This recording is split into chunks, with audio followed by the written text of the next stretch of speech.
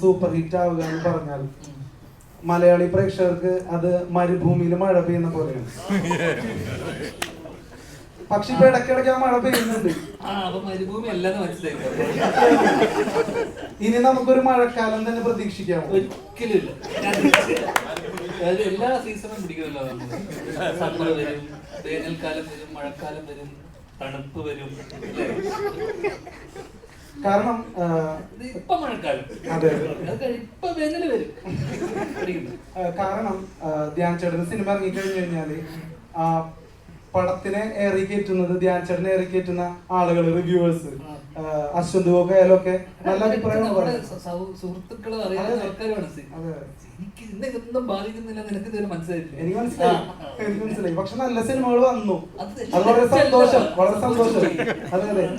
അപ്പൊ ചോദിക്കുന്നത് എങ്ങനെയാണ്, സാധാരണ ആളുകളോട് ചോദിക്കുന്നത് പരാജയങ്ങളെ നിങ്ങൾ എങ്ങനെ നേരിടും എന്നാണ്. ചേട്ടൻ അതൊരു പുത്തരിയല്ല. അപ്പൊ ഞാൻ ചോദിക്കുന്നത് വിജയങ്ങളെ എങ്ങനെയാണ് നേരിടുന്നത്. അത് സത്യം, അത് ഭയങ്കര ടഫ് ചോദ്യം.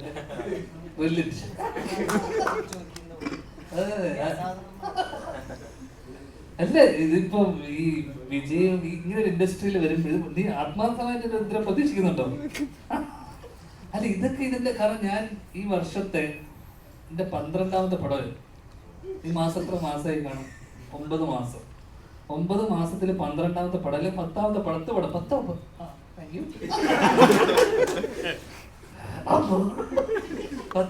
പടമായി. അതിലിപ്പോ പ്രിൻസ്, ഉജ്ജ്വലൻ, പിന്നെ ഏതായിരുന്നു, വളം, പിന്നെ വളം, 3 പടം. 10ല് 100. അപ്പൊ 100ല് കൂട്ടിക്കോ മാർക്ക്. 100ല് 30. Just pass. അയ്യോ, 28 പാസ്. 80ലാണ്. സോറിടാ, തോറ്റിരിക്കുക. പാസല്ലേ? അപ്പൊ ജസ്റ്റ് പാസ് ഇരിക്കുക. അപ്പൊ എനിക്കിതിലൊക്കെ പ്രത്യേകിച്ച് സന്തോഷിക്കാനൊന്നുമില്ല. അതിനെ അങ്ങനെ കണ്ടിന്യൂ ചെയ്ത് പോകാന്നുള്ളത്. അങ്ങനെ ജസ്റ്റ് പാസ്സായി പോയി എന്ന് വെച്ച് കഴിഞ്ഞാൽ നമ്മൾ ഒരുപാട് സിനിമകൾ ചെയ്യുന്നു, നമ്മുടെ ജോലിയുടെ ഭാഗമായിട്ട് സിനിമകൾ ചെയ്യുന്നു. ഞാൻ ഇവരും തമ്മിലൊക്കെ ഒരുപാട് വ്യത്യാസമുണ്ട്. കാരണം ഇവര് വളരെ സിനിമയെ വളരെ സീരിയസ് ആയിട്ട് സിനിമയെ സ്നേഹിക്കുന്ന ആളും എനിക്ക് അത്തരം അതിയായ ഒരു പാഷനൊന്നും സിനിമയോട് ഇല്ലാത്ത ഒരാൾ വെച്ചാൽ, പ്രത്യേകിച്ച് അഭിനയത്തിന്റെ കാര്യത്തിൽ ഞാൻ എടുത്തു പറഞ്ഞിട്ടുണ്ട്. അപ്പൊ അങ്ങനെയുള്ള എനിക്ക് എന്നെ സംബന്ധിച്ചിടത്തോളം ഇത്തരം വിജയങ്ങളൊക്കെ തന്നെ ചെറിയ ചെറിയ സന്തോഷങ്ങൾ തന്നെയാണ്. പക്ഷെ ഇതിന് തുടർന്ന് ഉള്ള പരാജയങ്ങൾ വരാനിരിക്കുന്നുണ്ടല്ലോ. അപ്പൊ കൂടുതൽ സന്തോഷിക്കാനും പറ്റില്ല. കാരണം എനിക്കറിയല്ലോ ഇനി വരാനിരിക്കുന്ന എന്തൊക്കെയാണ്. ഇത് വേനൽക്കാലം വരുമല്ലോ. അതുകൊണ്ട് ഇതിലൊന്നും തന്നെ മതിമറന്ന് ഞാൻ ഒന്നും ആഹ്ലാദിക്കുന്നില്ല. അടുത്ത ആഴ്ച തന്നെ നീ ചോദ്യം മാറ്റി ചോദിക്കുന്നതായിരിക്കും. നീ ചിലപ്പോ എന്നെ വെറുക്കും. അശ്വന്ത് പറഞ്ഞായിരുന്നേ, പണി അറിയാവുന്ന ഒരു സംവിധായകന്റെ അടുത്ത് അതല്ല ചോദ്യം അതല്ല, പണി അറിയാവുന്ന ഒരു സംവിധായകന്റെ അടുത്ത് കിട്ടിക്കഴിഞ്ഞാൽ ധ്യാൻ ചേട്ടൻ ഒരു ബ്രില്യന്റ് ആക്ടറാണെന്ന് പറഞ്ഞു. അപ്പൊ ഈ സംവിധായകരെ സെലക്ട് ചെയ്യുന്നത് ധ്യാൻ ചേട്ടൻ തന്നെയാണ്. അപ്പൊ പണി അറിയാവുന്ന സംവിധായകരെ സെലക്ട് ചെയ്തൂടെ? ധ്യാൻ ചേട്ടനും ഒരു സംവിധായകനാണ്, അതുകൊണ്ടാണ്. എന്റെ ഉദ്ദേശം ഞാൻ എനിക്ക് ഇതുവരെ മനസ്സിലായിട്ടില്ലേ. നല്ല സിനിമകൾ ചെയ്യാന്നുള്ളതല്ല. സിനിമകൾ ചെയ്യാൻ ഇതിനിപ്പോ നല്ലതാണോ ചീത്തയാണെന്ന് പറഞ്ഞിട്ടൊന്നുമല്ല നമ്മൾ ഈ സിനിമ ചെയ്യുന്നത്. എനിക്ക് മോസിന് നമ്മൾ വർക്ക് ചെയ്തിട്ടില്ല.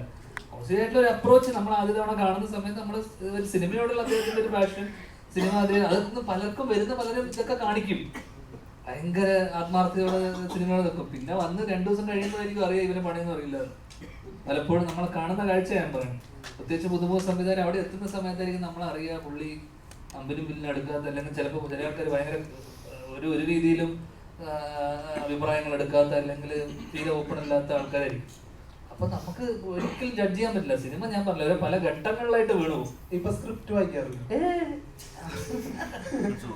അല്ല, നല്ല സിനിമകൾ ഇപ്പൊ ചെയ്യുന്നത് നല്ലതല്ലേ. ഇപ്പൊ നമുക്ക് എന്ത് പോസിറ്റീവ് ആണ്, എല്ലാവരും നല്ലത് പറയുന്നു.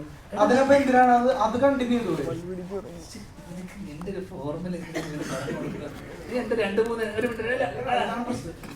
ഞാൻ എന്റെ 2-3 ഇന്റർവ്യൂ അയച്ചു തരാം. അത് ഞാൻ എല്ലാം കൃത്യമായി പറഞ്ഞിട്ടുണ്ട്. ഓക്കെ, അതിനെ കുറിച്ചുള്ള എന്റെ ഒരു പോളിസി എന്താന്നുള്ളത്. നമ്മുടെ പോളിസി ഉണ്ടാവല്ലോ എല്ലാ മനുഷ്യനും. നീ ഇപ്പൊ ഈ ചോദ്യങ്ങളൊക്കെ എന്നോട് ചോദിക്കുന്നുണ്ടല്ലോ, ഇപ്പൊ ഇത് ഭയങ്കര എന്നോടുള്ള സ്നേഹം കൊണ്ടും അതിയായ ഇതുകൊണ്ടാണല്ലോ. എനിക്ക് സന്തോഷമുണ്ട്. കാരണം ഡിറ്റക്റ്റീവ് ഉജ്ജ്വലൻ, അതുപോലെ വള, പിന്നെ പ്രിൻസ് ആൻഡ് ഫാമിലി എനിക്ക് ഇഷ്ടപ്പെട്ട സിനിമകളാണ്. കാരണം ഞാൻ അത് ഭയങ്കര ഹാപ്പി ആയി. കാരണം എന്റെ ലക്ഷ്യമേ അതാണ്. അതായിരുന്നു. അപ്പൊ കാരണം ചേട്ടന് പുതിയ പേരൊക്കെ അറിയാലോ. ഓക്കെ ഏട്ടാ, താങ്ക് യു. നല്ല സിനിമകൾ ചെയ്യാം. ഈ സന്തോഷത്തിൽ ഞാൻ പങ്കുചേരുന്നു. ശാന്തി കൃഷ്ണ മാം.